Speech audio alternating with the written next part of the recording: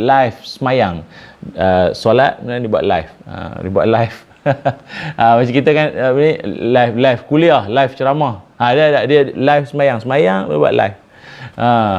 Wallahu ta'ala alam, katanya itu adalah maklum balas kepada yang bercakap-cakap kata dia ni orang yang tak semayang lah apa semua. Jadi sebagai membuktikan yang dia kata kata beliau lah, dia kata memang saya nak menunjuk pada umum yang menuduh saya mencabar Allah, ahli neraka dan tak semayang. Jadi saya tunjuk bahawa saya menunaikan solat dan menjaga hubungan dengan Tuhan.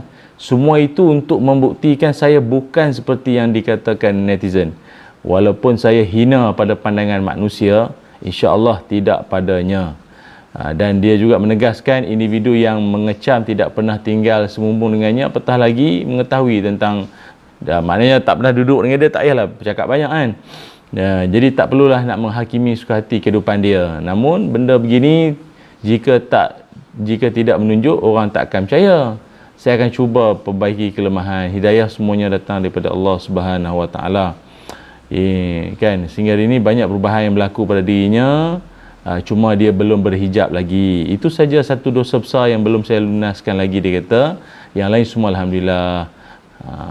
Okey, baik, alhamdulillah. Kita saya baca daripada petikan akhbar lah ni, yang telah mewawancara individu ini. Saya tak perlu sebutlah siapa kan. Apa kita nak mulakan ya? Kita nak mula kat mana ni?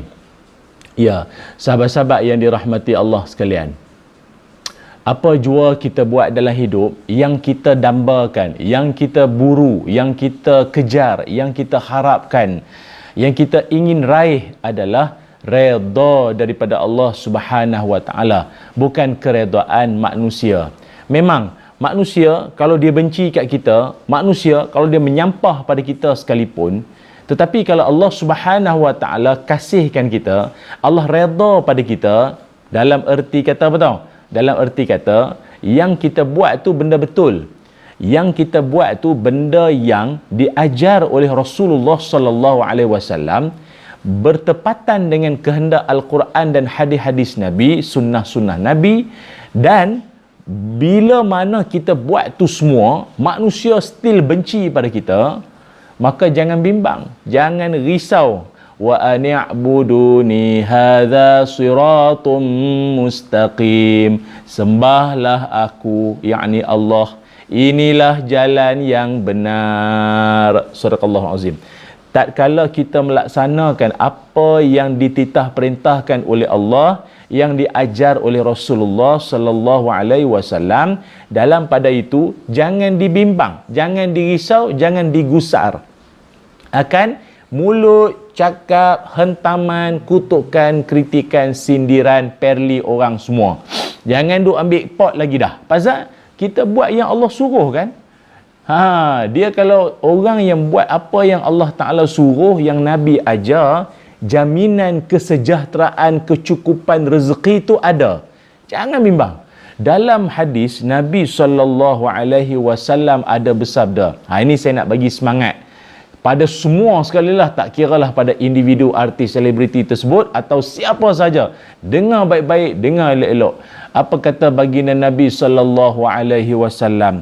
Manil tamasa ridha Allah bisakhatin nas kafahullahu mu'natan nas. Kata Nabi SAW, siapa-siapa yang mencari redha Allah dengan marahnya manusia, dia cari redha Allah dalam keadaan manusia marah kat dia. Marah, manusia benci, manusia meluat, manusia menyampah kat dia. Tapi kerja buat dia itu adalah apa yang diredai oleh Allah Subhanahu Wa Taala. Maka sebagai imbal balas balik, sebagai balasan dia ini, kata Nabi SAW, kafahullahu mu'natan nas. Allah akan mencukupkan, Allah akan cukupkan pergantungannya terhadap manusia. Maknanya kehidupan dia ini, sama ada aspek ekonomi, perbelanjaan, kewangan, harta semua, Allah akan cukupkan. Allah akan cukupkan. Ini janji Nabi tau. Ini bukan janji manusia biasa ni. Nabi punya janji. Dan Nabi punya janji, Nabi punya bicara, tutur kata Nabi itu kan adalah bukan daripada sesuka hati Nabi. Wa ma yantiqu 'anil hawa in huwa illa wahyun yuha. Nabi takkan bercakap satu berdasarkan hawa nafsu, rasa sedap hati, tak. Berdasarkan wahyu daripada Allah. Tu janji tu. Nabi sebut siapa yang cari redha Allah, buat sesuatu dengan bertepatan dengan kehendak Allah, tapi manusia benci, Allah akan cukupkan pergantungannya terhadap manusia. Maknanya kehidupan dia, rezeki dia, harta dia semua Allah akan cukupkan. Don't worry, be happy.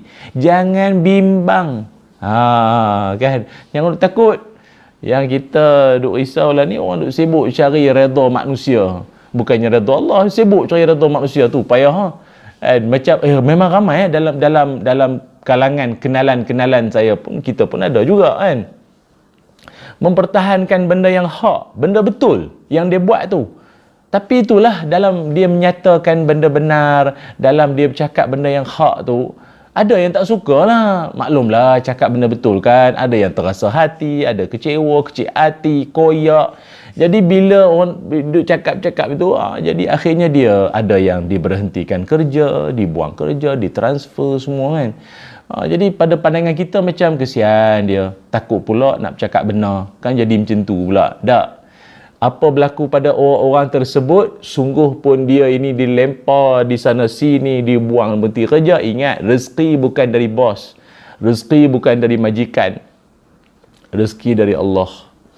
Rezeki dari Allah. Ingat tu je. Rezeki bukan datang dari peminat. Rezeki bukan datang dari customer, klien, passenger. Tapi rezeki dari Allah. Ingat yang tu. Apa jadi pada mereka ni semua?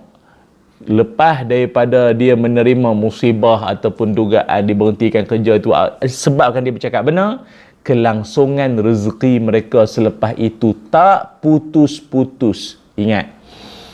Ingatlah yang itu. Ingat apa yang saya pesan ini, kemas dalam fikiran anda. Betul-betul padat dalam minda anda. Pegang yang ini. Apa kerja buat kita sekalipun, rezeki dari Allah. Namun, kalau ada manusia, saya tak kata siapa-siapa, tapi saya nak sebut kata, semua kita ambil ini sebagai ingatan diri kita bersama. Siapa-siapa duk sibuk sangat nak cari redha manusia, redha follower, redha peminat, redha netizen, dengar. Kata Nabi SAW sebagai sambungan hadis tadi ini, wa manil tamasa ridha an-nas bisakhatillah wakalahullahu ilan nas. Kata Nabi SAW, siapa-siapa yang duk sibuk sangat duk cari redha manusia dengan marahnya Allah, dengan murkanya Allah, maka Allah akan serahkan manusia itu kepada manusia lain. Apa makna Allah menyerahkan manusia itu pada manusia lain? Dalam hadis riwayat Imam At-Tirmizi ini, kata para ulama, antaranya Syekh Al-Mubarakfuri menyebutkan dalam Tuhfatul Ahwazi, kata beliau, maksud Allah Subhanahu wa taala akan wakalahullahu ilan nas, Allah akan serahkan orang itu pada manusia. Maknanya apa? Iaitu Allah akan membiarkan manusia tersebut dikuasai oleh manusia lain, sehingga kan dia disakiti, dizalimi, dikhianati. Apa-apa saja yang orang-orang lain nak buat kat dia, buat sajalah. Ini korang punya apa di bahagian. Buat apa nak buat, apa dia buat. Nak buat apa kat dia, buat. Sebab dia memang hidup, dia memang sibuk cari korang punya redha, netizen punya redha, follower, peminat punya redha. Dah, korang nak buat apa kat dia, buat. Dia seolah-olah macam telah pun terlepas daripada genggaman jagaan Allah. Ya Allah, takutnya tuan-tuan tak takut lah. Tu bukan apa. Saya bila kita mengenangkan apa yang pesan-pesan Nabi ni, kita seram kan. Tapi yalah, mungkin kita bersangka baiklah. Mungkin orang yang sebegini tak pernah dengar kot hadis-hadis macam ni, ataupun tak pernah dipesankan tentang nasihat-nasihat ini. Barangkali mungkin sebab tu dia sedikit liar dalam nak bercakap, sedikit liar dalam tindakan, hingga tak mempedulikan lagi timbang tara agama ni, rujuk pada agama lagi. Jadi ya, betul. Kalaupun kita nak buat amal soleh, kita nak buat amal kebaikan apa sekalipun, kita buat saja. Nak nunjuk, nak apa pada orang, ini benda yang kadang-kadang kita takut, ini semua nanti kerja syaitan pula. Dia main bisik dah hati, supaya buat ibadat kerana orang.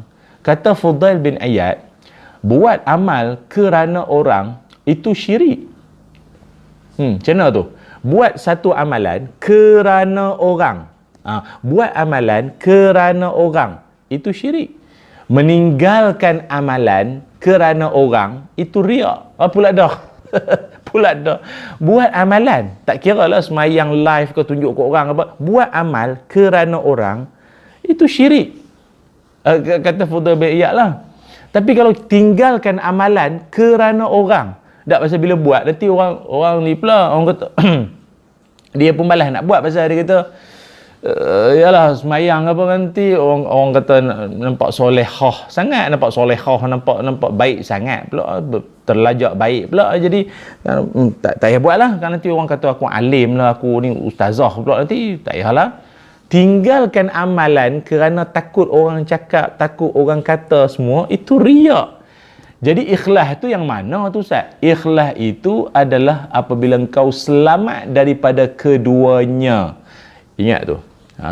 Sahabat-sahabat, rakan-rakan penonton yang dirahmati Allah sekalian, saya mendoakan diri saya dan semua sekali yang menonton pada waktu ini, betulkanlah niat kita, apa kerja buat kita. Kalau berada dalam lapangan dunia industri seni sekalipun, pastikanlah seni kita ataupun apa kerja kita ini diredai oleh Allah, tak bercanggah dengan syariat, dan kita mengutamakan redha Allah.